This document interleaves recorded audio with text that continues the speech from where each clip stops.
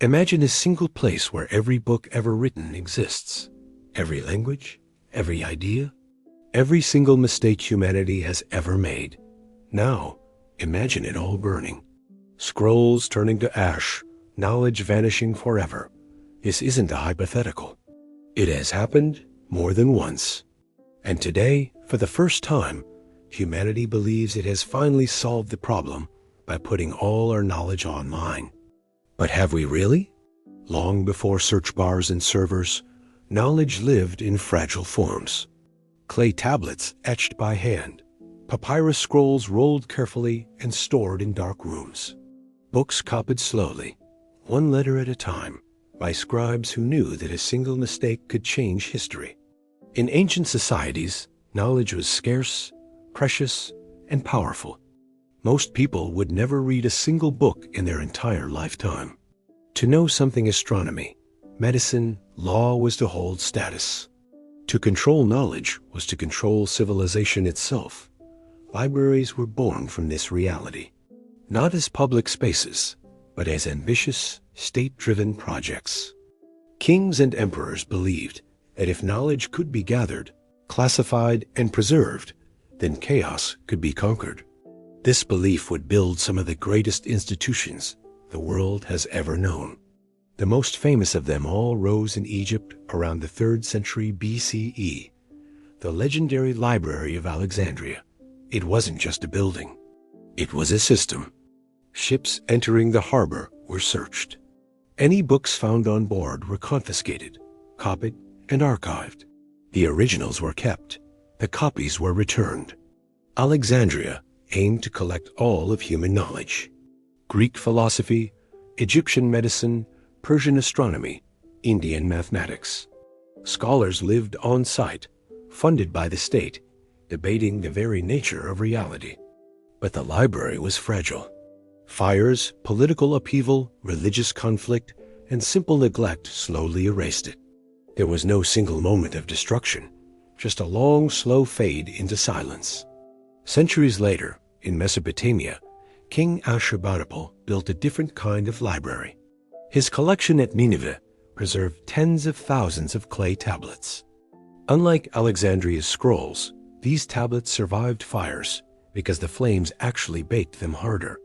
Thanks to his obsession, we still know the Epic of Gilgamesh today. In India, the University Library of Nalanda held millions of manuscripts, a beacon of Buddhist scholarship for over 700 years before invaders burned it. The fires reportedly raged for months. In Baghdad, the House of Wisdom translated texts from Greek, Persian, and Indian sources, preserving ancient science and philosophy during Europe's darkest centuries. When it fell to the Mongols, books were thrown into the Tigris River until the water ran black with ink. Again and again, humanity tried to build perfect containers for knowledge. Then came the printing press. Gutenberg's invention shattered scarcity. Knowledge multiplied, libraries spread, and literacy grew.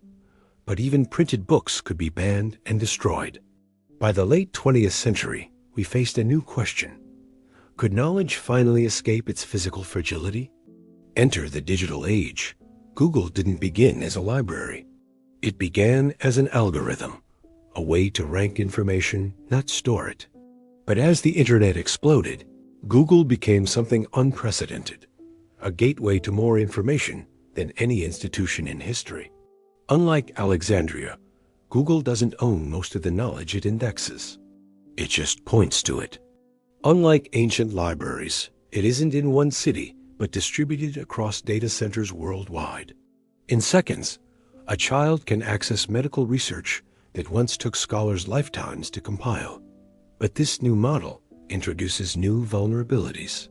Algorithms decide what is visible and what is buried. Commercial incentives influence rankings. Governments request censorship. And digital decay threatens data stored on obsolete formats. Ancient libraries fell because knowledge was centralized. Today, our knowledge risks fragmentation, overload, and manipulation. The question is no longer whether knowledge can be preserved, but whether it can be trusted, understood, and remembered meaningfully. Ancient libraries shaped civilizations by defining what knowledge mattered. Modern platforms shape civilization by defining what knowledge is seen. Alexandria empowered scholars. Google empowers individuals, but also corporations, advertisers, and states. The dream is the same: universal access. The danger is also the same: loss, distortion, and control. History shows that no system is permanent. Every golden age of knowledge believed it had solved the problem forever.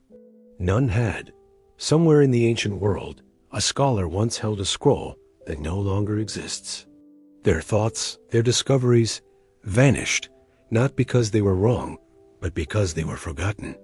Today, we believe we have finally outsmarted oblivion. But knowledge doesn't just disappear when libraries burn. It disappears when attention fades, when truth is drowned in noise, when convenience replaces understanding. Google isn't the end of history's search for knowledge. It is merely the latest chapter. And just like Alexandria, what we choose to preserve and what we allow to vanish will define how future generations remember us. Thanks for watching.